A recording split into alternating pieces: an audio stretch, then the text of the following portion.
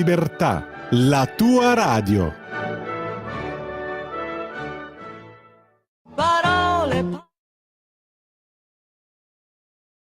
In onda, parlando liberamente. L'intervista settimanale del direttore Giovanni Sallusti con i protagonisti dell'attualità, della politica, del giornalismo.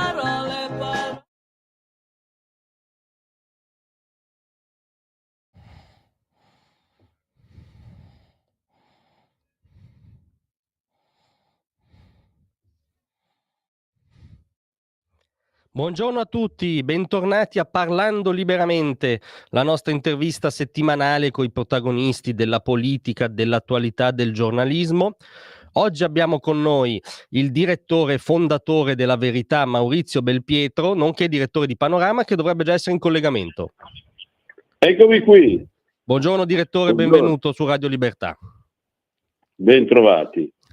Eccoci, allora ovviamente essendo noi a 24 ore dal voto europeo mi faceva piacere fare con te una chiacchierata anche di ampio scenario, però vorrei partire da questo tema che abbiamo letto diciamo su un tuo editoriale di un paio di giorni fa sulla Verità, perché hai ripreso cioè una cosa che nel nostro piccolo avevamo detto anche noi, e cioè sta passando, come dire, come ovvio, no? Il caso Borghi è stato proprio esemplificativo, questo culto della personalità attorno diciamo al Quirinale, che non è un problema del Quirinale, secondo me è un problema di chi racconta il Quirinale, per cui c'è una sorta di aura di infallibilità che circonda tutto quello che proviene dal Quirinale.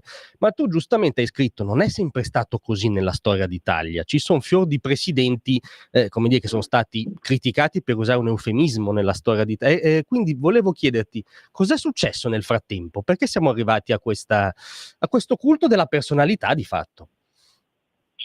Beh, siamo arrivati a questo culto della personalità del Presidente della Repubblica da Mani Pulite in poi, da Oscar Luigi Scalfaro in poi. È lì che cambia la percezione che la politica ha del Quirinale. E come comincia a cambiare? Beh, comincia a cambiare nel giorno in cui Oscar Luigi Scalfaro si presenta davanti alle telecamere di tutte le reti televisive per parlare alla nazione e dire non ci sto, io non ci sto.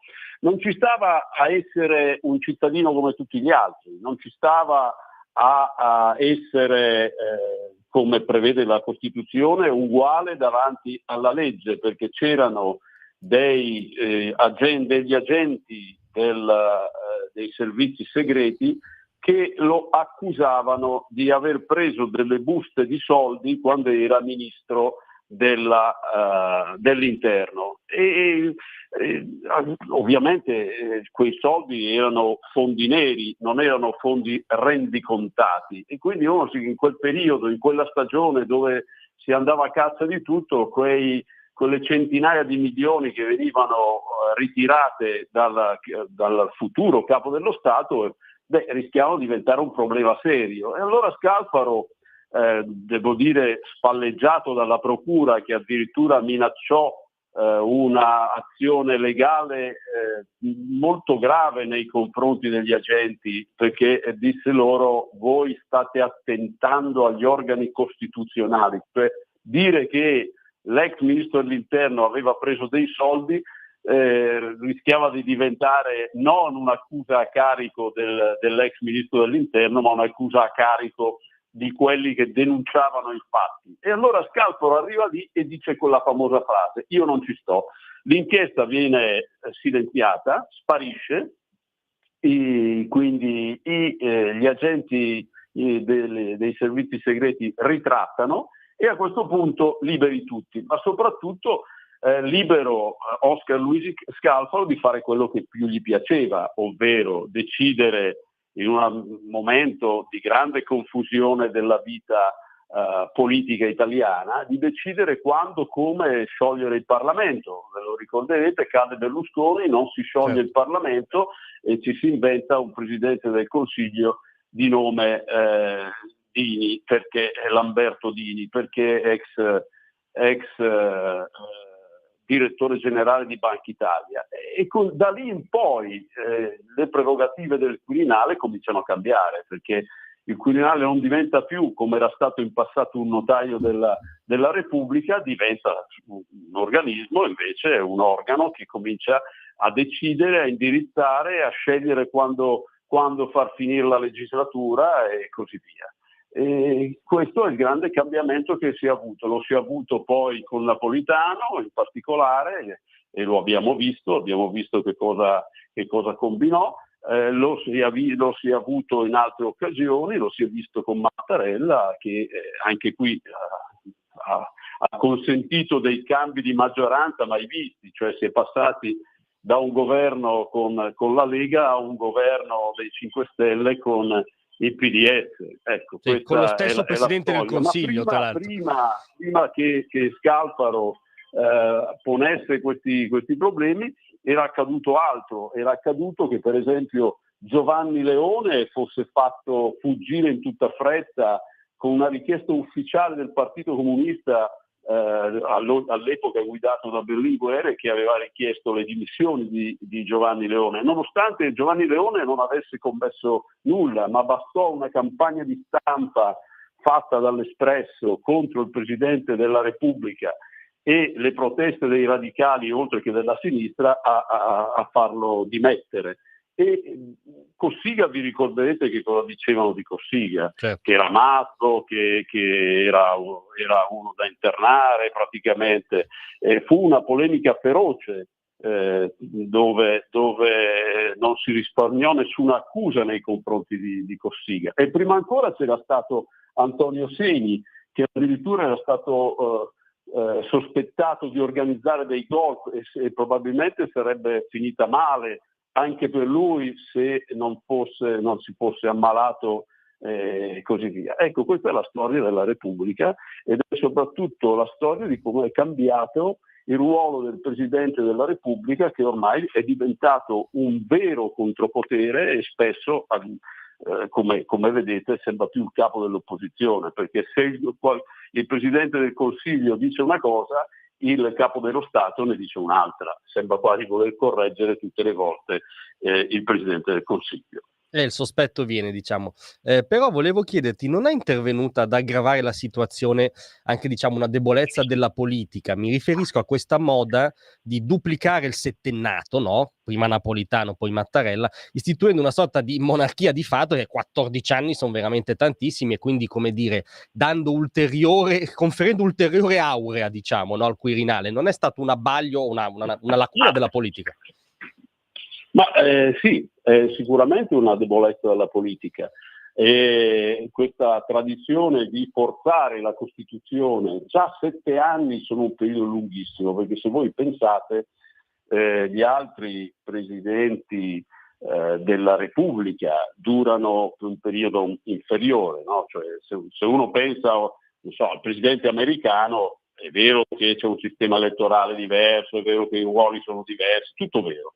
Però il presidente americano sta in carica 4 anni, dopodiché si torna a votare e si decide se farselo rimanere. Più di 8 anni non può rimanere. E lo stesso capita in Francia. Cioè, noi invece abbiamo un Presidente della Repubblica, che fra l'altro non è soggetto neanche al voto degli elettori, che rimane in carica 7 anni. Ma ai Presidenti della Repubblica questo non basta, no? Per cui abbiamo visto Napolitano, che si era allungato per altri 2 anni, perché era stato incaricato di farlo.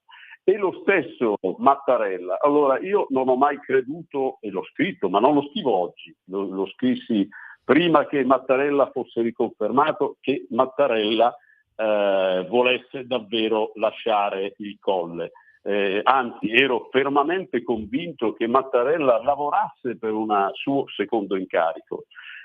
Prova ne sia che quando fu nominato Draghi scrisse esattamente che Mattarella era riuscito a eliminare il suo più pericoloso concorrente per la ricandidatura, no? Per la nomina successiva. Perché? Perché Draghi aveva le carte in regola per essere considerato un civil servant, cioè un uomo delle istituzioni, e quindi per essere incaricato in un momento fra l'altro particolarmente complicato di svolgere il ruolo di Presidente della Repubblica. Ma certo che se lo nomini Presidente del Consiglio è difficile che poi sia possibile un passaggio automatico da Presidente del Consiglio a Presidente della Repubblica, perché si sarebbe creato un vuoto a Palazzo Chigi, perché nel momento in cui Draghi fosse stato nominato Presidente della Repubblica, il Premier probabilmente avremmo avuto bisogno di un Premier ad interim, cioè Brunetta piuttosto che qualcun altro, ma insomma era una situazione molto particolare, e quindi poi sarebbe stato necessario andare alle elezioni, e quindi si sarebbe protratta questa situazione di vacatio del Premier. E quindi Draghi di fatto, accettando l'incarico di Presidente del Consiglio, si autoeliminò. E i Presidenti della Repubblica, Napolitano in primis, ma Mattarella successivamente, sono presidenti che hanno lavorato per avere un secondo mandato. Io non ci ho mai creduto, ma del resto faceva ridere, no? La comunicazione con Mattarella che cercava casa, ve lo potete immaginare, no? Che è abituale, no? Che qualcuno dica vado a cercare casa così, oppure che annunci di aver dato mandato a un'industria di traslochi per portare via dal Quirinale le proprie cose, o che il portavoce, prima che arrivi l'addio ufficiale, si faccia fotografare mentre fai i pacchi. Ecco. Sì, diciamo che devo dire, l'ho ritenuta una sceneggiatura di bassa qualità. Sì, diciamo c'è stata un po' di sapienza tattica democristiana via in quel frangente, no? Da parte. Assolutamente sì. Esatto.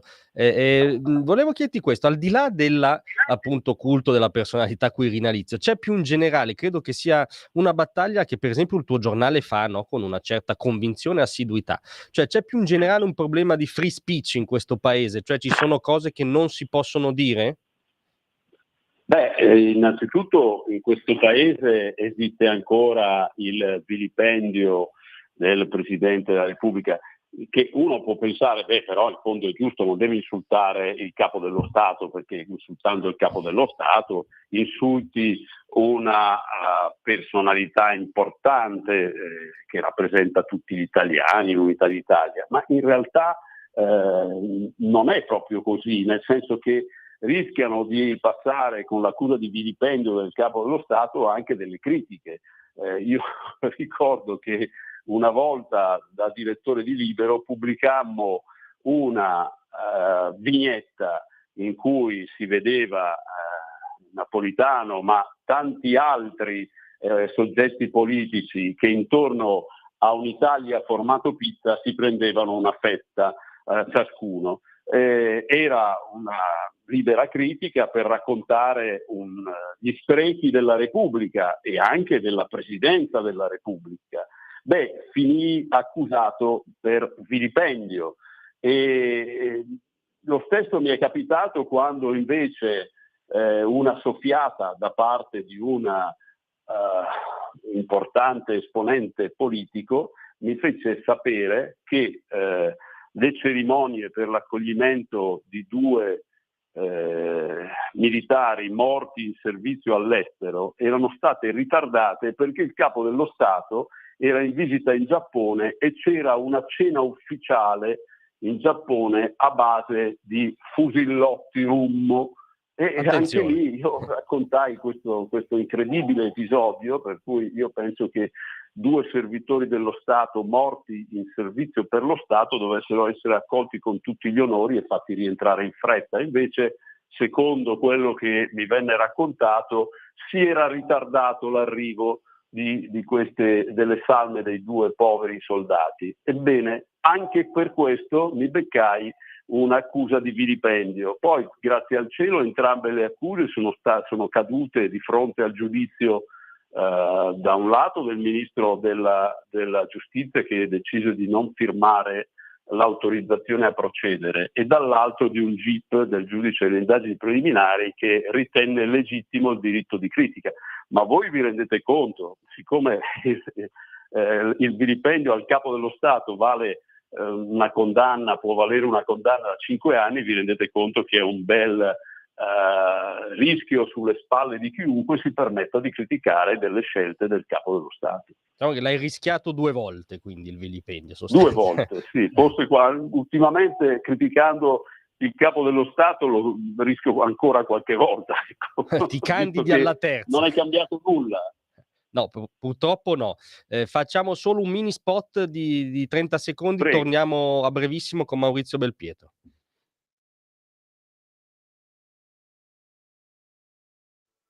Fino all'ultima scheda. La diretta elettorale su Radio Libertà non stop per te. Ti aspettiamo a partire dalle ore 22 di domenica, senza filtri né censure. Radio Libertà, la tua radio. Eccoci rientrati col direttore della Verità e di Panorama Maurizio Belpietro. Senti, volevo cambiare tema, perché è vero che oggi c'è nelle società occidentali una cappa politicamente corretta che pone questi problemi di libertà d'espressione di cui parlavamo, però probabilmente a noi è andata particolarmente male, cioè noi abbiamo, come dire, una sinistra particolarmente aggrovigliata nel politicamente corretto, perché oggi l'apertura del tuo giornale dice: così la sinistra caccia i migranti. Io ho pensato, come dire, un soprassalto, una novità, nell'agenda politica del PD, mettiamola così. Poi invece, leggendo il pezzo, si scopre ovviamente che ci si riferisce con vari dettagli alla sinistra tedesca, alla sinistra spagnola e perfino a Joe Biden, che al confine con Messico sta iniziando a capire che forse è interesse americano, come dire, ripristinare un minimo di gestione ordinata dell'immigrazione. Quindi, come dire, noi siamo particolarmente sfortunati, cioè abbiamo i progressisti più politicamente corretti del globo. Politicamente corretti, assolutamente così. I progressisti che per ideologia non vedono i problemi. Vedi, il tema per esempio dell'immigrazione che noi denunciamo. Io ricordo, ero ancora direttore del giornale, quindi sono passati 20 anni, quando mi capitò sotto mano un libro fresco di stampa scritto da Marzio Barbagli, un sociologo di Bologna, di sinistra, il quale un bel giorno, proprio quando la Lega cominciava a parlare, attenzione, migranti, ci sono dei problemi di gestione e così via, pensò, voglio approfondire, no? Perché già c'erano alcuni segnali che riguardavano l'aumento di alcuni reati, e quindi lui disse: voglio approfondire il tema dell'immigrazione e della sicurezza in Italia. Barbagli, oltre 20 anni fa, e si mise lì partendo da un pregiudizio, cioè pensando di dimostrare che la Lega cavalcava la paura perché non c'erano in alcun modo dei fondamenti per sostenere che gli immigrati delinquessero di più rispetto agli italiani. Eppure a un certo punto si rese conto che invece no, la sua tesi era sbagliata, che effettivamente c'era un aumento della criminalità, in particolare di alcuni reati, che erano quelli dei furti in casa, degli scippi e purtroppo anche delle violenze sessuali, e lo raccontò in questo libro con una serie di tabelle, di dati, di analisi, di riflessioni anche molto importanti. Ma la cosa più incredibile è che a un certo punto poi, in una seconda edizione, riconobbe che aver scritto queste cose gli aveva alienato le simpatie di gran parte di quegli esponenti politici, ma anche di amici suoi, che erano di sinistra, i quali dissero: ma così aiuti la Lega. No, così aiuti gli italiani, così aiuti l'Italia a capire che non è una mistificazione, non è un racconto falso quello dell'aumento della criminalità indotta dall'immigrazione. Ecco, se voi partite da questo concetto si capisce una cosa, e cioè che c'è un posizionamento ideologico su questi argomenti da parte della sinistra, che non guarda la realtà, che non guarda i fatti, che non vede che cosa sta accadendo. È come, non so, avete presente Beppe Sala, no? Che fino all'altro giorno diceva che ma Milano è sicura, ma non diciamo sciocchezze, è una strumentalizzazione politica. Dopo i fatti ultimi e recenti dice: ma è colpa del governo, il governo che è arrivato da 1 anno e mezzo, è colpa del governo se non ha risolto i problemi della sicurezza a Milano. Ecco, questi sono i comportamenti di una sinistra che è chiusa nella sua ZTL, nella zona a traffico limitato, nei centri, no? distaccata dai problemi reali delle persone, distaccata dalla concretezza. Ecco, voi andate all'estero e cominciate a scoprire che c'è una sinistra che si rende conto invece di problemi reali, di integrazione, di sicurezza. Quando Scholz parla al Bundestag e dice quelle cose che abbiamo riportato quest'oggi, dice qui gli immigrati devono essere in regola e soprattutto si devono comportare secondo le nostre leggi e soprattutto dice devono rispettare la libertà. Quando Pedro Sánchez decide di rimandare a casa gli immigrati clandestini che sono entrati in Spagna senza autorizzazione e manda a casa anche i minorenni, dice ma la Costituzione spagnola, l'Alta Corte spagnola dice che non si può fare, ma Pedro Sánchez l'ha fatto comunque, e però non è arrivato un tribunale che ha preso Pedro Sánchez e lo ha sbattuto davanti a un processo con l'accusa di sequestro di persona o di violazione dei diritti civili come è accaduto in Italia, perché il ministro dell'Interno Salvini ha fermato per una settimana la nave di Carola Rackete, la Sea Watch, con a bordo dei migranti. Ecco, questa è la differenza, dove c'è innanzitutto un'autorità statale che decide qualche cosa e che se decide una linea politica attua quella linea politica, e in secondo luogo c'è una sinistra che è in grado di guardare in faccia i problemi. Guardate che alle elezioni europee è nato addirittura un movimento a sinistra che pone il tema dei migranti. Vero. Cioè si è rotta, c'era questo partito fondato da Oscar Lafontaine, che era ex ministro dell'SPD ma molto schierato a sinistra.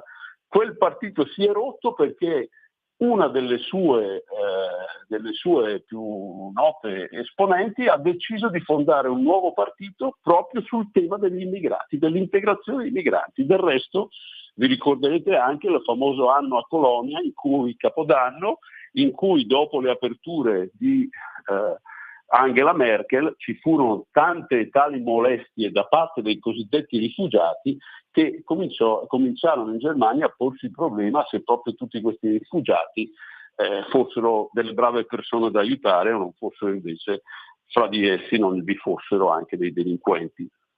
Certo, ma allora mi viene da chiederti qual è la specificità italiana? Cioè perché noi invece arriviamo all'Ish Line? Perché da noi questa cecità ideologica è veramente dura a morire nel fronte delle sinistre? Perché Ellis Line è il prodotto di una sinistra che viene dai salotti, di una sinistra priva di concretezza, di una sinistra che predica la transizione green, ma poi quando si trova a governare della transizione green si dimentica. Prendete il caso dell'Emilia, dove Ellis Line è stata assessore con la delega all'ambiente, vicepresidente della regione. Quando c'è stata l'anno scorso nel maggio dello scorso anno, l'alluvione, io sono andato a vedermi che cosa avessero fatto, che cosa avesse fatto l'assessorato.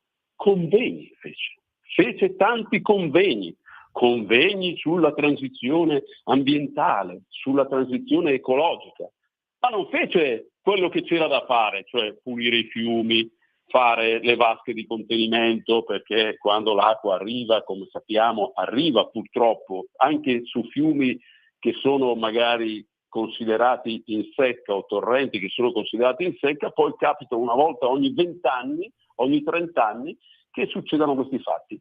Sono andato a prendermi i documenti dell'istituto italiano, che è una sorta di authority, che si occupa della situazione idrogeologica del nostro paese, e sapete qual è la regione a maggior rischio idrogeologico in Italia? È l'Emilia-Romagna.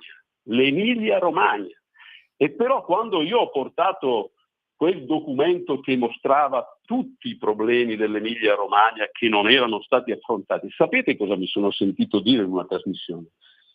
Tu sei un negazionista del clima, del cambiamento climatico. Il negazionismo, che già è una parola che si usa per sostenere che c'è qualcuno che nega lo sterminio degli ebrei, no?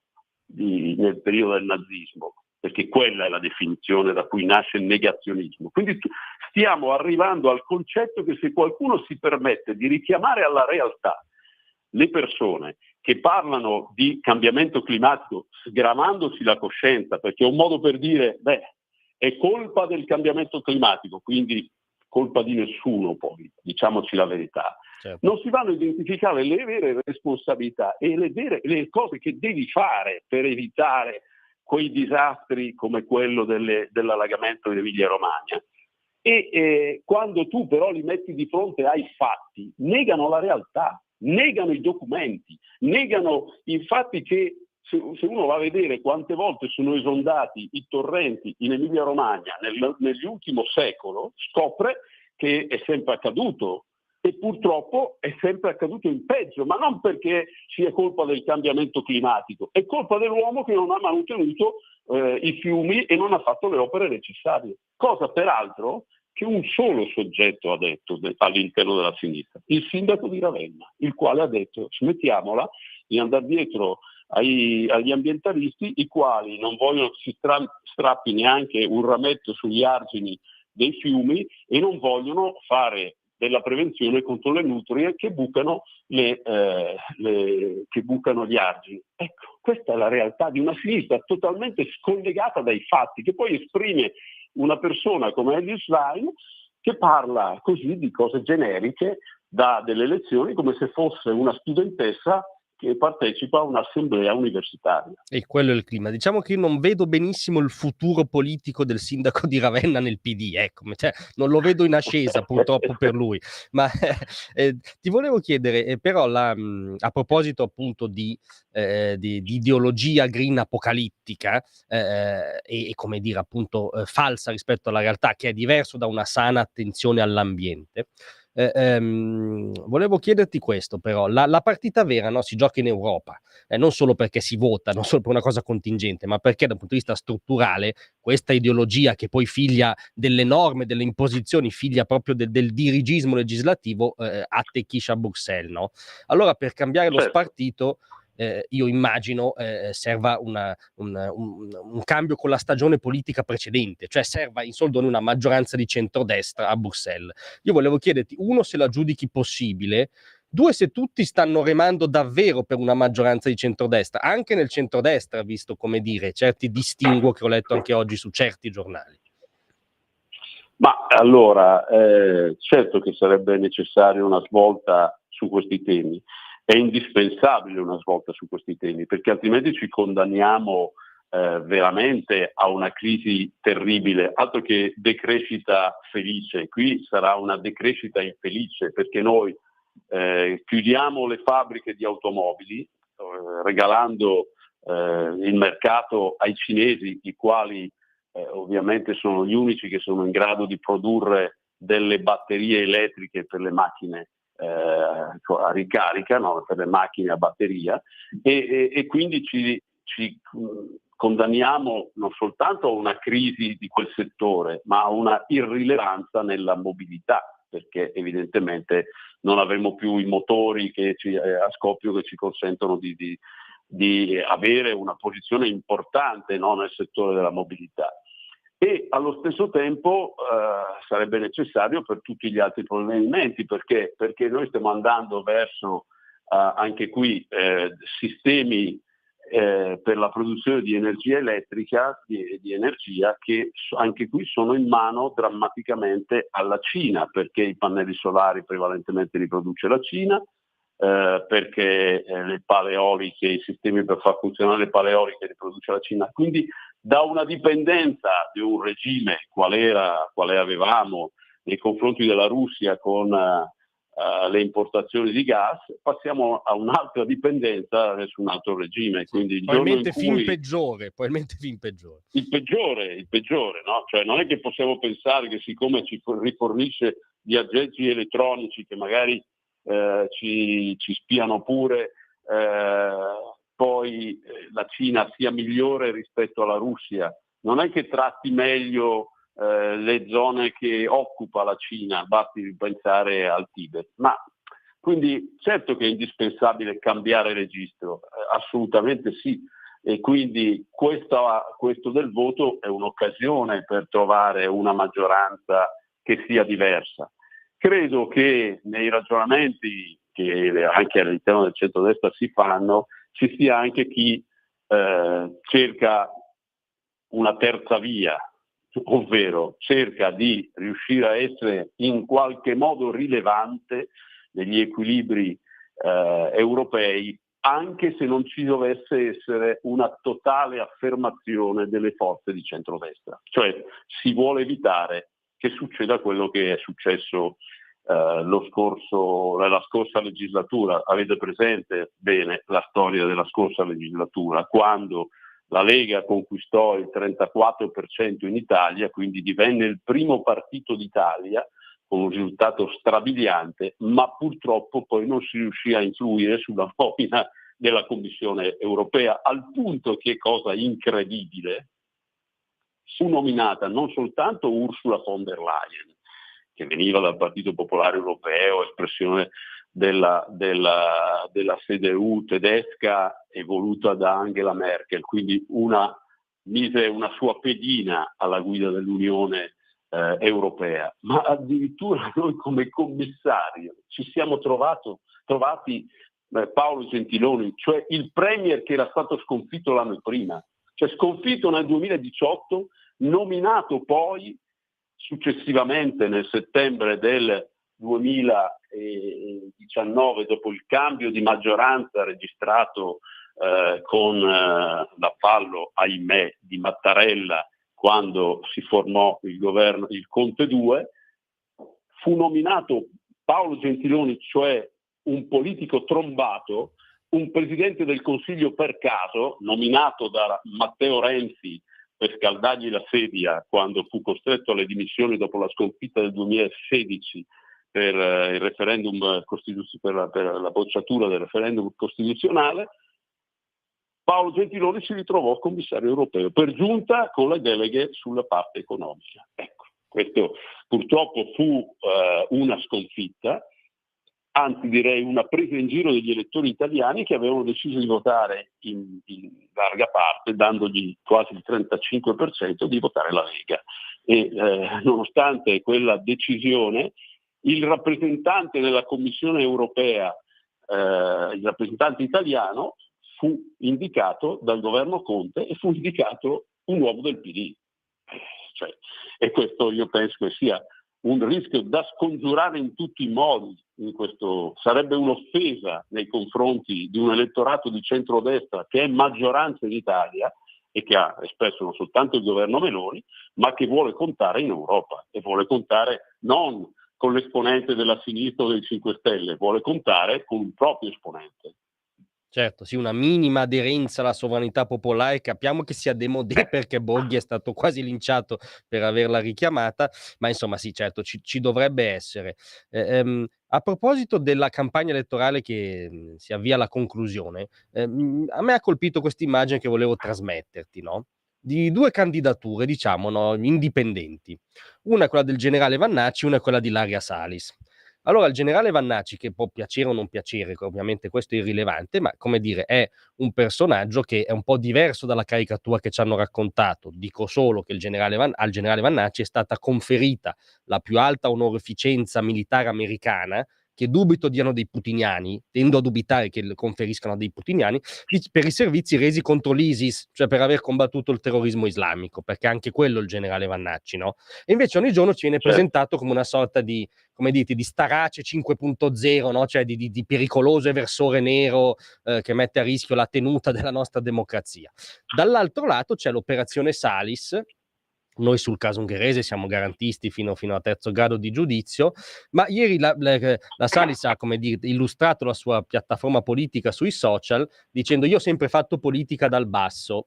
Non so cosa intendesse, temo che lei, l'idea di fare politica dal basso è quella che tiro fuori per primo proprio Panorama, e cioè il fatto che lei già oggi in Italia ha 4 condanne definitive passate in giudicato, tra l'altro per resistenza pubblico ufficiale. Allora, cioè, perché questa schizofrenia del racconto? Perché il generale è un eversore e la Salis è un'eroina delle magnifiche sorti progressive?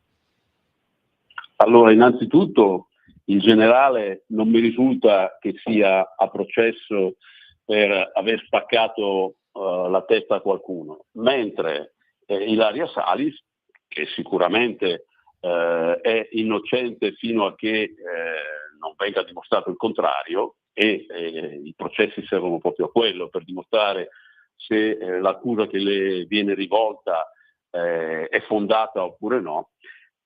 Quindi è sicuramente la Salis da considerare in questo momento innocente, però tuttavia bisogna anche riconoscere che è sotto processo con un'accusa pesante di far parte di un gruppo che andava in giro per l'Europa con un obiettivo, lo chiamavano il gruppo del martello, di spaccare le ossa a qualcuno. Sarà la Salis, sarà l'accusa a dover dimostrare che lei faccia parte sicuramente di questo gruppo, e sarà la Salis a dover invece, gli avvocati della Salis, a dimostrare il contrario. Ma nulla toglie, cioè lei è un'operazione, quella della candidatura, che sembra voler dire ma noi in Italia le diamo il mandato con il mandato elettorale, la nominiamo al Parlamento per farla uscire. No, noi dovremmo avere un obiettivo, dimostrare, e lo dovrebbero avere anche le forze politiche che l'hanno candidata, dimostrare che la Salis è innocente, che non ha commesso nulla di ciò per cui è oggi a processo. Invece no, con questa furbizia si fa un'operazione per cui il mandato parlamentare non è più un mandato per dire c'è una persona che ci rappresenta e che rappresenterà le nostre idee con efficacia a Bruxelles per consentire che si cambi qualcosa nella politica europea. No, noi candidiamo Ilaria Salis per liberarla. Ma non è questo lo scopo della politica, cioè l'abbiamo già viste queste cose, furono fatte in passato, furono fatte dai radicali quando candidarono Toni Negri e sappiamo benissimo come andò. Toni Negri poi fu in processi regolari riconosciuto colpevole da una parte, assolto su altri temi, ma riconosciuto colpevole di alcuni reati gravissimi. E però il fatto di averlo nominato parlamentare e quindi fatto scarcerare, poi consentì a Toni Negri di darsi alla latitanza in Francia, dove è rimasto a lungo. E questo non è certamente la funzione del parlamentare, cioè la funzione del parlamentare è ben altra, cioè non è quella di scappare da un processo. La funzione del parlamentare è quella di rappresentare gli interessi degli italiani, se no non si capisce perché si va a votare. Cioè non è certamente un salvacondotto, non è una cosa per cancellare. E smettiamocela di raccontarci che no, ma lì è un'azione politica contro la magistratura. Fino a prova contraria, la magistratura in Ungheria è una magistratura che agisce come la nostra magistratura, perché sennò succede la stessa cosa che è capitata in Francia, dove non ci hanno dato dei criminali come Battisti, sostenendo che Cesare Battisti, che era un terrorista, un uomo che aveva assassinato delle persone facendo parte di un gruppo di sinistra, Cesare Battisti era un perseguitato politico. Cioè per anni ci hanno raccontato i francesi che non ci davano i terroristi perché noi, la nostra giustizia era... Cioè, non è possibile, abbiamo sperimentato sulla nostra pelle che cosa vuol dire il fatto che qualcuno dall'estero ti giudichi sostenendo che il tuo sistema giudiziario non è garantista, cioè, colpisce le persone con obiettivi politici.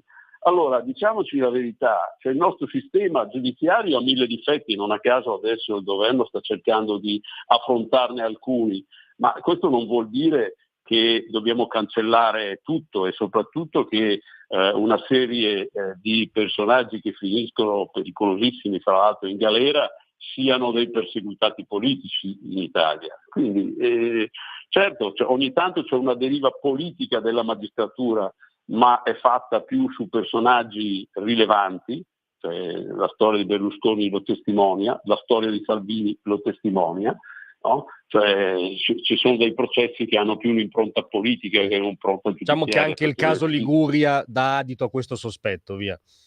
Insomma, continuo a domandarmi ma se alla fine avete indagato tutti questi anni, era proprio necessario chiedere l'arresto in prossimità di un'elezione perché sostenevate che poteva esserci la reiterazione del reato? Se così fosse, cioè praticamente da domani Totti dovrebbe essere scarcerato. Sì, perché certo. le elezioni sono passate, stanno passando. Cioè, da domani, quando si apriranno le urne, non c'è più rischio di reiterazione del reato perché Totti non può influire su questa campagna elettorale. Indubbiamente. Quindi.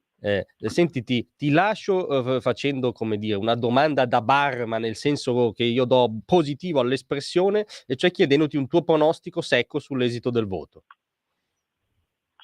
Io penso che ci saranno, allora mettiamola così, penso che ci sarà una riconferma dell'attuale maggioranza, sì, con buoni risultati per i 3 principali partiti, e penso che ci sarà un buon risultato anche per il PD, perché andrà, non vorrei spingermi a fare dei numeri, ma credo sopra il 21%, che per Ellis Line è la salvezza, perché certo. i vari gentiloni che di ritorno da Bruxelles vorrebbero riprendere il partito, lavoravano pensando, Zingaretti lo disse, se questa va al 17% la mandiamo a casa.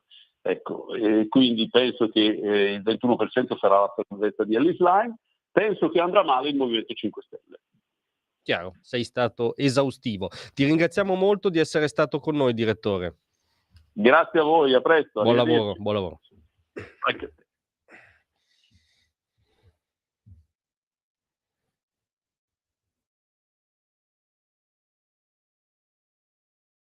Mente.